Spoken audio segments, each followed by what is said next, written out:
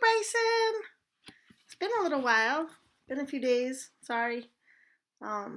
We've been really busy here with snow days and school and all that stuff. I hope that you're doing well. I love you and miss you.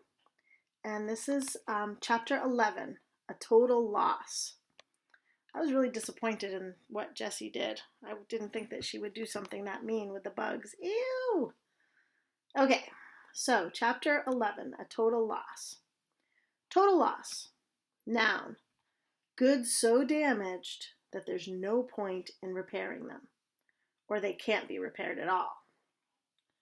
The first cup was an easy sell. The second cup, too. It was on the third cup that a little girl, about 6 years old, said, "Ew, there's a bug in my drink." Then her brother said, "There's one in mine, too." "Gross," said an older boy on a skateboard. "There are like 3 in mine. I want my money back, man," he said, dumping his lemonade on the ground. The mother of the little girl and boy looked into their cups carefully. "I think you need to check your lemonade, honey," she said to Evan. Evan unscrewed the cap, and everyone looked in. The surface was swimming with dead bugs, fruit flies, worms, and a soggy brown caterpillar. "Oh my goodness," said the mother. The boy started spitting on the ground like he was going to die. The girl started wailing, "Mommy, I drank bugs! I have bugs in my tummy!" Evan couldn't believe his eyes. How did this happen? Did they crawl in somehow? They couldn't have. He had screwed the lid on tightly. He was sure of it. And anyway, 1 or 2 bugs crawling in? Maybe. But 50 dead fruit flies and 2 inchworms and a caterpillar? It just wasn't possible. Evan was burning with embarrassment as everyone looked at him and his buggy lemonade. Frantically, he reached into the cooler and started to scoop out the dead bugs with his hands. Sweetheart," said the mother, "you can't sell that lemonade." "I'll get them all," said Evan. "I'll get every last one out." "No, dear, you really can't. You need to dump it out," she said. Evan looked at her like she was crazy. Dump it out? Dump it out? He'd spent $40 of his hard-earned money on that lemonade, and another $1 for the cups. He wasn't going to dump it out. "I'll do it at home," he said. "No, you do it here, I think. I need to be sure it's all disposed of properly." Evan looked at her. He didn't know her, but he knew her type. Boy, did he know her type. She was the kind of mother who thought she was the mother of the whole world. If you were on a playground and she thought you were playing too rough, she'd tell you. If you were chewing gum in line at the 7-Eleven, she'd say, "I sure hope that's sugarless."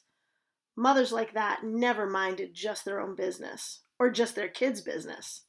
They thought they had to take care of every kid in the kingdom. "It's too heavy for me to dump," he said. "I'll take it home and my mom can help." "I'll help," said the busybody mother of the world. "All we need to do is tip it a little." "Oh, look, it's Bruno. Bruno, say hi to Bryson. Say hi to Bryson in the camera." No, he's not actually here. He's in the camera. Bruno misses you too, Bryson.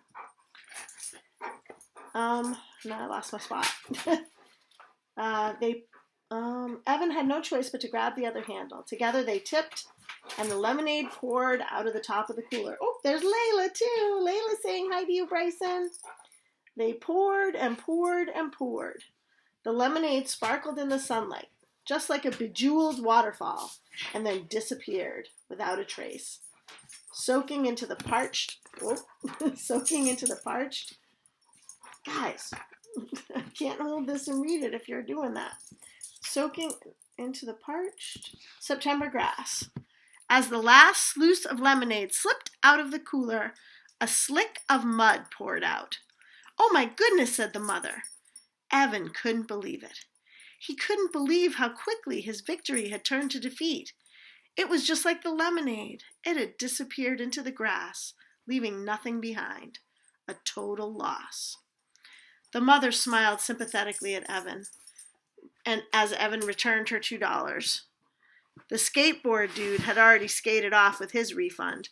There was nothing to do but go home. Evan walked slowly, dragging the wagon with the empty cooler rattling inside. With every step he took, the wagon handle poked him in the rear end. Step, poke, step, poke. He felt like someone was nudging him forward. Evan, Mom wants to see you in her office right away. That had been weird. His mom had no idea what he meant. I didn't call you. I didn't call anyone, she had said. I've been on the computer. Evan, Mom wants to see you. Oh, I think he's figuring it out, Bryson. I think he's figuring it out what happened. He had been coming up the stairs. Jessie had been in the garage. She had looked anxious. Right away, she had said. Evan stopped walking. He stared at the empty cooler. Then he started to run. The wagon bounced crazily along the uneven sidewalk. Twice it tipped over. What did it matter, thought Evan angrily. There's no lemonade to spill. By the time he got home, he had it all figured out. He looked into the kitchen trash and found the 3 Ziploc bags, inside out and sticky with lemonade. He shook the fruit bowl and noticed how few fruit flies took to the air. If he'd had the right materials, he would have dusted the cooler for fingerprints. But there was really no need for that. He knew what he would have found. Jessie was all over this one. That rat! That lousy, rotten, stinking rat of a sister, he shouted. He went back to the garage and kicked the wagon. He knocked the cooler to the floor. He tore up his lemonade on wheels sign into a dozen pieces. He was going to lose. She had $100. He was sure of it. And he had just 62 left. Tonight, before the fireworks, when they counted their money, she would be the winner, and he would be the loser. Winner takes all, loser gets nothing. It was so unfair. Evan stomped upstairs to his room.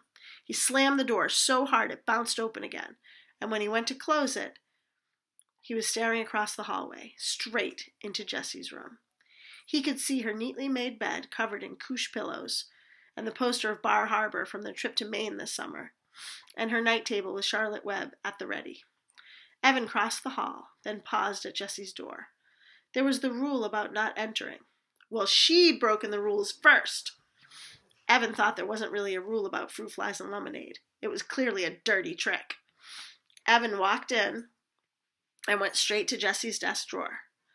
There was the fake pack of gum. Inside, the key. Did she really think he didn't know where she hid it?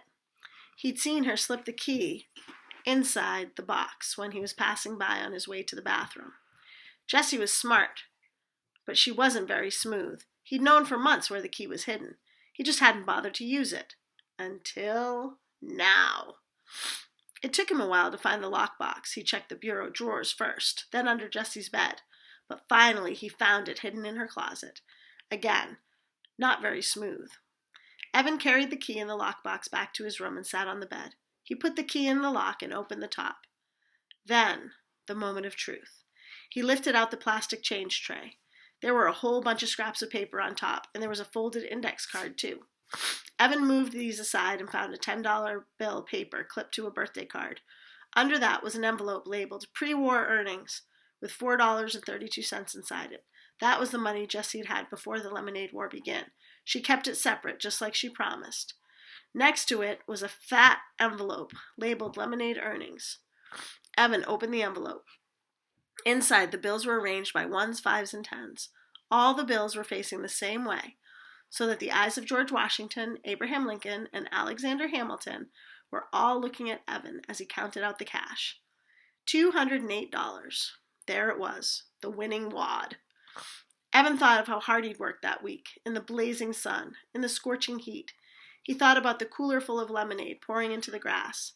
He thought about handing over his $62.11 to Jessie, and how she'd smile and laugh and tell everyone that she had won the lemonade war. The guys would all shake their heads. What a loser. Megan would turn away. What a stupid jerk. Evan slammed the lid of the lockbox shut. He stuffed the envelope in his shorts pocket. He was not going to let it happen. He wasn't planning to keep the money, not for good, but he wasn't going to let her have it tonight.